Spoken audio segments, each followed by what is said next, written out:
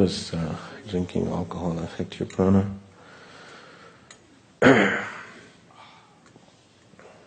See,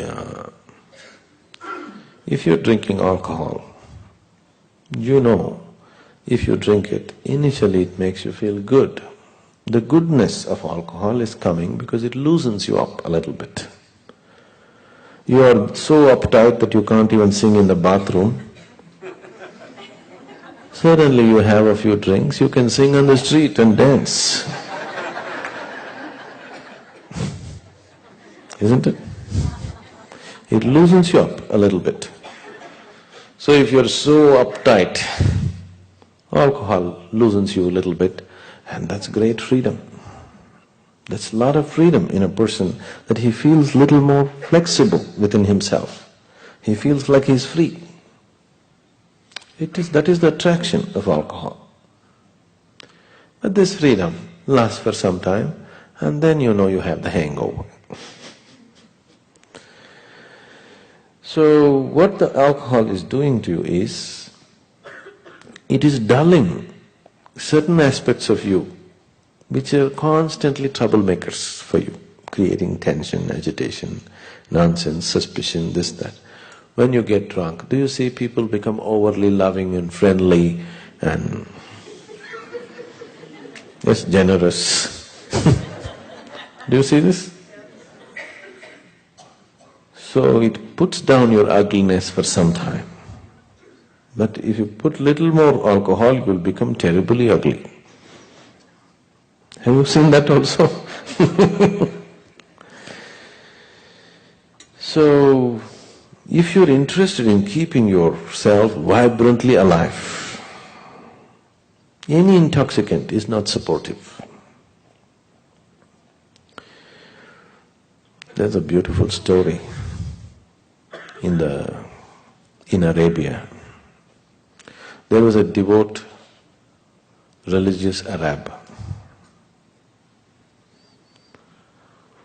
One day, the devil appeared in front of him and told him, say, it's time to die. He's still in the prime of his life. It's time to die for you. But if you want to earn back your life, I'll give you the option. Any one of these three acts if you commit, I'll give you a new lease of life. One is, you must kill your devout servant. He has a very devout, faithful servant. You must kill him. Or you must beat up your wife. Or you must drink wine.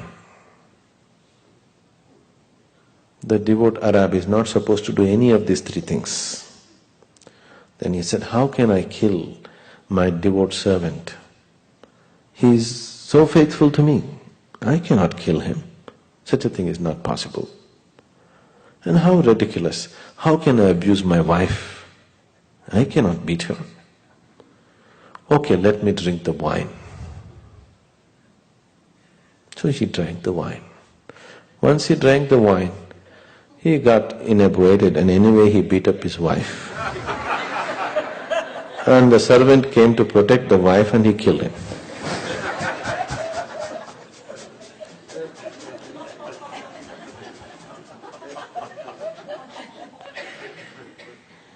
If you are looking for life, see, when I say life, you are probably thinking of earning money, having a party twice a week, and doing this and doing that. That's not life.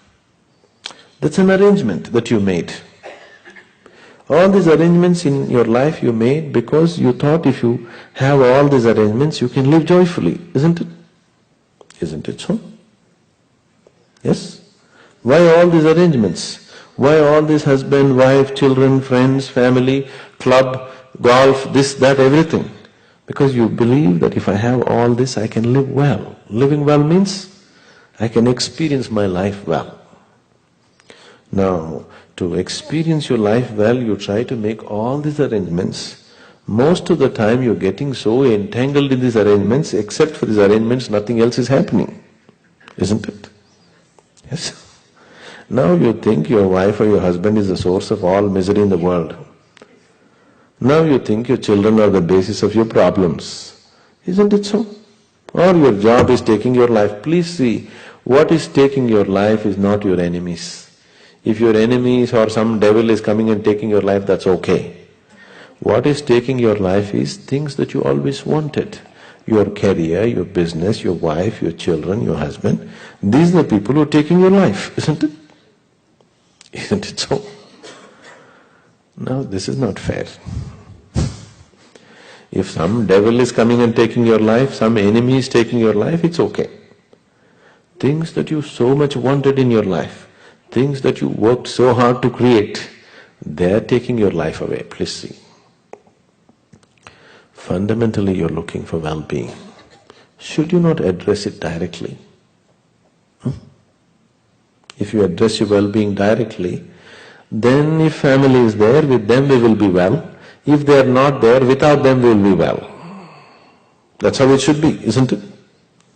If there is somebody around us, with them we will be well. We'll share our well-being with them. If nobody is there, we're still well. Now you don't know how to be well, but you have made all the arrangements. See what a mess it's become. So, including the party and alcohol came only for this, because you thought all this will bring you well-being, isn't it? Now, if you organize your life energies in such a way that you will be anyway well, I can have you intoxicated on life in such a deep way, 3 days you will be wobbly on your feet. Really. You will come and see in the ashram, people who are into different states of meditation, they are like drunk. They are like this. People, there was a time when people thought something is happening in this ashram. What is happening? There are no gates to the ashram, anybody can come. But they don't come. They go sit on the mountains with binoculars, they're watching. That's happening. And people are in different states of ecstasy, they're going crazy by themselves. Oh, they're all taking some kind of drug. Some secret drug, huh? They're beating their wives? Not at all. Such a thing will never happen. Such a thing will never happen. I am always totally drunk. If you look into my eyes, you will see I am all the time absolutely drunk. But am I balanced enough to handle the reality? So you can be like this, all the time pissed drunk, but totally balanced. If you want to let go, you can let go. If you don't want,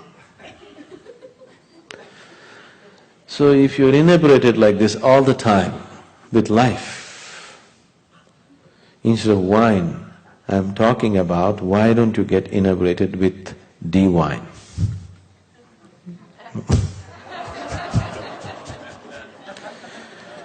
Once you touch it, you know in yoga we are talking about 5 layers of the body. The 5th layer, the final layer of the body is bliss body. If you just touch it, if you align these 3 bodies properly, the 4th one is not in your hands. If these 3, physical body, mental body and energy body, if you align them properly, then the bliss body will find expression. Right now these 3 are disaligned, so it does not find expression. If you align them properly, once the bliss body finds expression, you will see you are just blissful by your own nature. If those of you who come to the Bhava Spandana, you will see people get so madly drunk. Without any drink, without any chemical, without any input, just you touch them in a certain way, they will become so inebriated. Blissful means dripping with it. Many of them can't stand on their legs, they will be like that. 3 days they'll be absolutely drunk. So, whatever the pleasure that is coming when you get drunk on alcohol is not coming because of the alcohol. Because it loosened up certain things, it is coming from within you. All experience is coming from within you, isn't it? Now I'm talking about bringing that forth consciously, without using any chemical, no hangovers, doesn't cost anything. Wherever you are, you can always be drunk. Interested, the drunkards?